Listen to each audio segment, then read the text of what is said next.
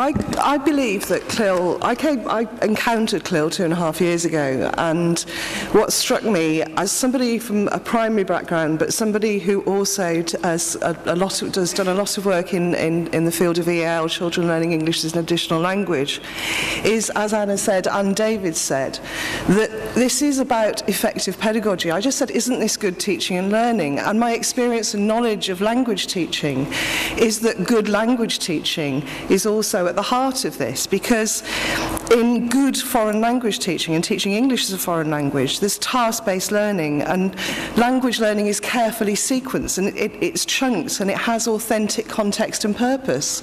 Good language teachers teach with meaningful contexts, and they enable learners to develop fluency, accuracy and complexity.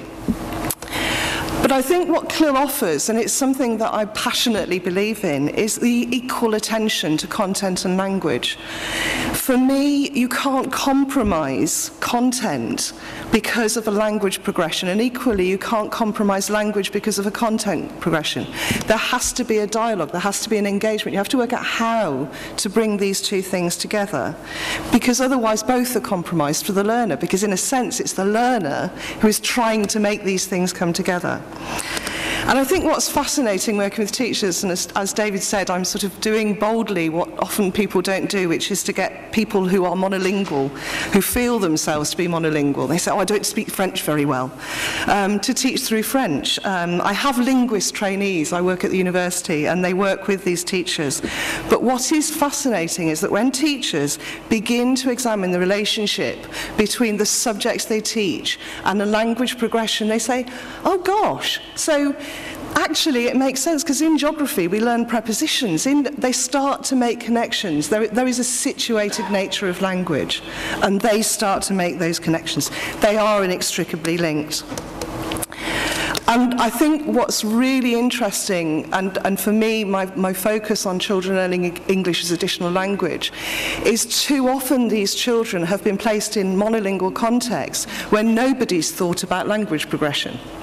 And so teachers teaching CLIL have to work out very carefully what language they are going to use. And good language teachers do that. How much language am I going to use? And in CLIL context, and we have only done small studies, because in England it is only just beginning for me. But what we're seeing, and what my students are finding remarkable, is EAL learners thrive. They, instead of their first language being an encumbrance, it's a real assistance. They have knowledge about language, they have language learning strategies. And what happens is those learners tend to support the other learners. It's a really interesting idea. The other part of CLIL, I believe, is that language learning, and as somebody who honestly learnt language for 7-8 years in secondary school, I find that I'm not as good at language as I should be, because my language was redundant. As Hugo said earlier on, he said, if you've learnt how to, lots of irregular verbs, it's if you don't use them, they become lost. You're in a place where you can't talk. CLIL provides context for children to lose language all the time. And it's the language of subjects. And that language is an aspiring curriculum. So I think the thing that I wanted to end with is two scenarios. Two different situations. One teacher working with 8- and 9-year-olds, and we taught a CLIL unit, which was a history unit, and they were taught about the Tudors.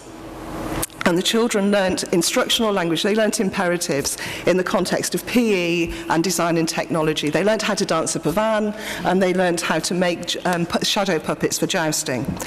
The following year, the teacher said, it's absolutely amazing. They remembered all the imperatives. They were off in a different context, but that language was something they recognised, and they had language they could use.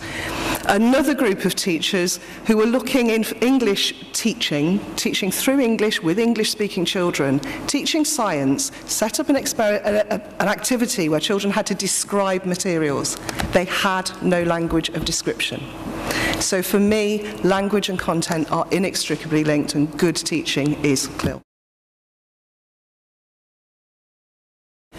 I just wanted to comment about this idea of change agents, because I think for me it's only working with language specialists that's enabled me to develop and implement CLIL. I work with people who've taught English as a foreign language, and they are very fluent in French and Spanish. It is those students working in English primary schools who are working with experienced primary teachers to develop this connection. It needs to be a partnership. I mean, again, I will talk about English, the English community. The knowledge of grammar, the knowledge of syntax and lexis is woeful. I do performance morphology to my students. I have to deconstruct sentences to teach them about adjectives, and some of them are English graduates. So I think it's really shocking. So change agents. I think the language teaching community is essential to CLIL. So for me, I really want to bring them on board. Thank you, Dave.